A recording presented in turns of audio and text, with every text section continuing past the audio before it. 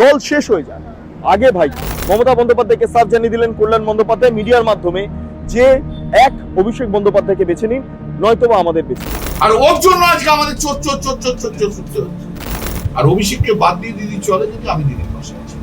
মমতা বন্দ্যোপাধ্যায় অভিষেক বন্দ্যোপাধ্যায় ছাড়া চলতে পারবেন না, তাতে তৃণমূল দলটা শেষ হয়ে যায়, কিচ্ছু যায় আসে না। আমি কল্যাণ বন্দ্যোপাধ্যায় মন্তব্যের কোনো কন্ট্রাডিকশন এখন দেব না। তৃণমূল কংগ্রেস কল্যাণ বন্দ্যোপাধ্যায়ের বক্তব্যের জেরে যে কার্যত কণ্ঠস্বর হয়ে পড়ছে সে বিষয়ে আর কোনো সন্দেহই থাকছে না।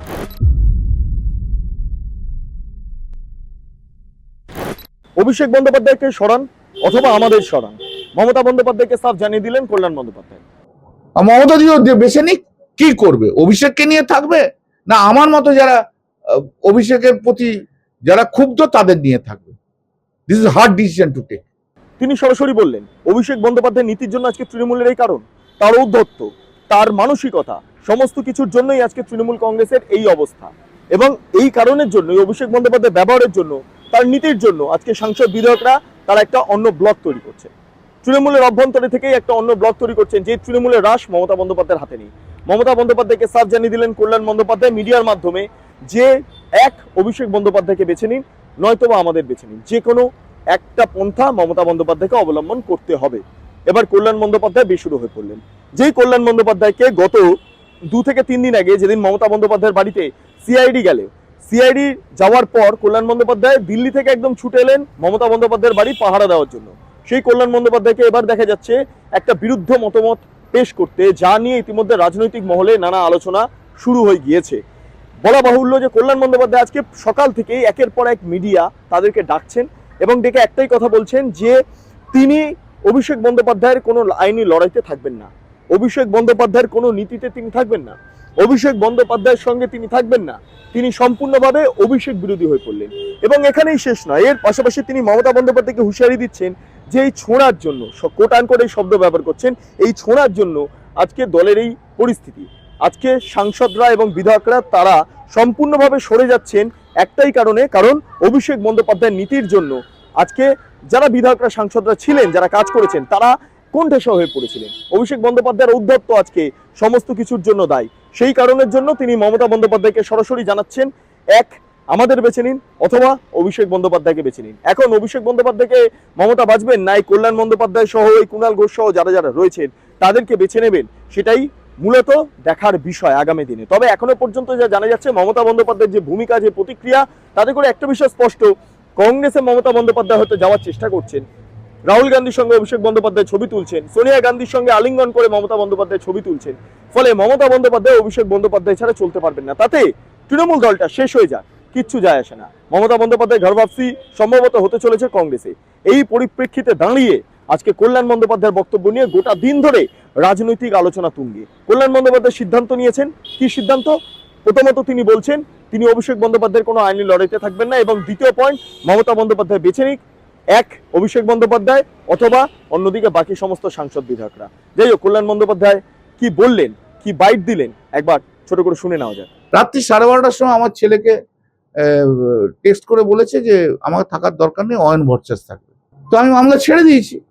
এত জুনিয়র ছেলেরা থাকবে, আর আমি 45 ইয়ার্স প্র্যাকটিস, একটা সিনিয়র লয়ারের সঙ্গে কিভাবে কথা বলতে হয়, কিভাবে তা শুনতে হয়, তা তো বললো সেটা কিছু জানে না। এত অ্যারোগ্যান্সের কি আছে?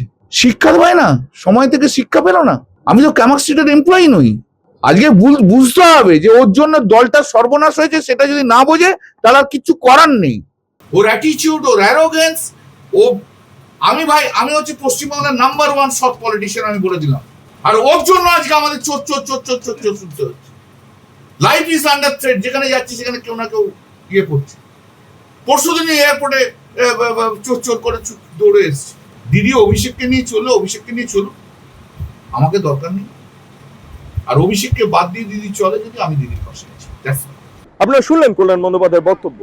একটাই বিষয়, এই মুহূর্তে তৃণমূল কংগ্রেস দুভাগে বিভক্ত হয়ে গিয়েছে। একদিকে মমতা বন্দ্যোপাধ্যায়ের তৃণমূল কংগ্রেস, যে তৃণমূল কংগ্রেস আগামী দিনে প্রতীকটুকু পাবে কিনা সেটা নিয়ে একটা সন্দেহ থেকে যাচ্ছে। অন্যদিকে দাঁড়িয়ে প্রতীক পাওয়ার দিকে এগিয়ে যাওয়া যে সমস্ত তৃণমূল কংগ্রেস নেতৃত্বরা রয়েছেন, তারা তো এ বিষয়ে কোনো কথাই নেই।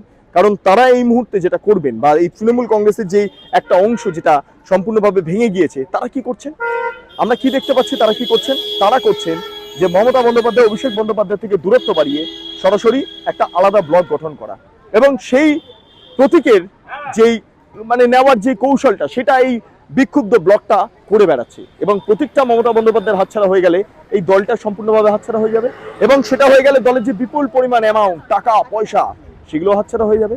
সেগুলো মমতা বন্দ্যোপাধ্যায় হাতছাড়া হয়ে গেলে মমতা বন্দ্যোপাধ্যায় যাবেন কোথায়?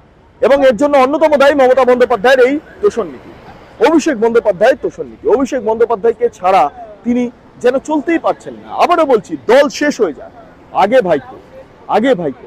এত ভাইপো প্রীতি কার্যত এর আগে গোটা দেশের রাজনৈতিক ব্যক্তিত্বরা তারা দেখেননি। বিভিন্নভাবে প্রশ্ন উঠতে শুরু করেছে, কেন এমন মন্তব্য বারবার শোনা যাচ্ছে এই বিক্ষুব্ধ বিধায়ক বা সাংসদদের তরফে? একটাই কথা, অভিষেক বন্দ্যোপাধ্যায়ের আন্ডারে আর তারা কাজ করতে চাইছেন না। সংসদের অভ্যন্তরে অভিষেক বন্দ্যোপাধ্যায়কে নিয়ে সংঘর্ষ বা কথা কাটাকাটি এটা লেগেই ছিল। এর আগেও দেখা গিয়েছে কল্যাণ বন্দ্যোপাধ্যায় সংসদের অভ্যন্তরে অভিষেক বন্দ্যোপাধ্যায়কে মানেননি। এর আগেও দেখা গিয়েছে অভিষেক বন্দ্যোপাধ্যায় কল্যাণ বন্দ্যোপাধ্যায়কে কৌশলে তার যে পদগুলো রয়েছে সেখান থেকে সরিয়ে দিচ্ছে। এর আগেও দেখা গিয়েছে কল্যাণ বন্দ্যোপাধ্যায় অভিষেক বন্দ্যোপাধ্যায়ের ডাকা ভার্চুয়াল মিটিং এবং সশরীরে হাজির হওয়া মিটিংয়ে উপস্থিত হননি। অর্থাৎ কল্যাণ বন্দ্যোপাধ্যায় প্রথম থেকে বিক্ষুব্ধ ছিলেন। কল্যাণ বন্দ্যোপাধ্যায়ের যে প্রীতিটা ছিল সেটা মমতা বন্দ্যোপাধ্যায়ের প্রতি। মমতা বন্দ্যোপাধ্যায়ের প্রীতি কল্যাণ বন্দ্যোপাধ্যায়ের অভ্যন্তরে দেখা গিয়েছিল, মনের ভেতরে দেখা গিয়েছিল, মস্তিষ্কে দেখা গিয়েছিল। কিন্তু আজকের দিনে দাঁড়িয়ে এই কল্যাণ বন্দ্যোপাধ্যায় বুঝতে পারছেন মমতা বন্দ্যোপাধ্যায় ভাইপো ছাড়া কিছু বোঝেন না। ফলে এক্ষেত্রে দাঁড়িয়ে সমস্যায় পড়ছেন তারাই, যারা সাংসদরা রয়েছেন, বিধায়করা রয়েছেন, এবং তাদেরকে শুনতে হচ্ছে চোর, তাদেরকে খেতে হচ্ছে পচা ডিম। ফলে এই অবস্থায় দাঁড়িয়ে মমতা বন্দ্যোপাধ্যায় তো অভিষেক বন্দ্যোপাধ্যায়কে নিয়ে নিজের মতো করেই রয়েছেন, কিন্তু বাকি সাংসদ বিধায়কদের অবস্থা সেটা অনুমান করতে পেরেছেন, আন্দাজ করতে পেরেছেন কল্যাণবাবু। সেই কারণের জন্য আজকে রাগের চোটে তার এই ধরনের মন্তব্য পেশ। গোটা বিষয়টা নিয়ে কুণাল ঘোষ তাকে একাধিকবার প্রশ্ন করা সত্ত্বেও তিনি এড়িয়ে গিয়েছেন, তিনি কোনো মন্তব্যই করতে চাননি। কুণাল ঘোষ কি বললেন এই বিষয়টা নিয়ে একবার শুনে নিন। কল্যাণ বন্দ্যোপাধ্যায় আইনজীবী হিসাবে তিনি কোন মামলা বা কার মামলা লড়বেন বা কার মামলা লড়বেন না, এ বিষয়ে আমি তার বক্তব্যের উপর দাঁড়িয়ে আমি কোনো মন্তব্য করব না। আমি কল্যাণ বন্দ্যোপাধ্যায়ের মন্তব্যের কোনো কন্ট্রাডিকশন এখন দেব না। আপনারা শুনলেন কুণাল ঘোষের বক্তব্য, যেটা জানা যাচ্ছে কুণাল ঘোষকে মমতা বন্দ্যোপাধ্যায় ফোন করেছিলেন, একবার জিজ্ঞেস করেছিলেন মমতা বন্দ্যোপাধ্যায় যে প্রেসের সামনে বক্তব্য রাখতে গেলে কল্যাণ বন্দ্যোপাধ্যায় প্রসঙ্গটা এড়িয়ে যেতে হবে। সেই মতো করেই ফোন কলে যা নির্দেশ পেয়েছেন নেত্রী, সেই মতো করেই কুণাল ঘোষ সমস্ত বক্তব্য এড়িয়ে গিয়েছে। কিন্তু তৃণমূল কংগ্রেস কল্যাণ বন্দ্যোপাধ্যায়ের বক্তব্যের জেরে যে কার্যত কোণঠাসা হয়ে পড়ছে সে বিষয়ে আর কোনো সন্দেহই থাকছে না। এই অবস্থায় দাঁড়িয়ে তৃণমূল কংগ্রেস সে ধীরে ধীরে শেষের পথে যাচ্ছে, সেটা আমরা দেখতে পাচ্ছি, নজরে রাখছি, আমরা বুঝতে পারছি, অনুধাবন করতে পারছি, অনুভব করতে পারছি। সবটা মিলিয়ে আপনাদের কি মতামত অবশ্যই কমেন্ট সেকশনে জানান। আপনারা এতক্ষণ ধরে দেখছিলেন বেঙ্গল লিবার্টি। চ্যানেলটি অবশ্যই ভালো লাগলে লাইক করুন, সাবস্ক্রাইব করুন, শেয়ার করুন, বেল আইকন ক্লিক করুন www.bengalliberty.com। সেখানে ক্লিক করুন, সমস্ত খবর আপনাদের জন্য সাজানো রয়েছে। পাশাপাশি আরও দুটি YouTube channel, Bengal liberty live এবং বেঙ্গল লিবার্টি নিউজ, সংশ্লিষ্ট দুটি চ্যানেলও আপনারা লাইক করুন, সাবস্ক্রাইব করুন, শেয়ার করুন, বেল আইকন ক্লিক করুন। স্বাধীন, কাঁচিহীন এবং গেরিলা সাংবাদিকতার পাশে দাঁড়ান। অসংখ্য ধন্যবাদ।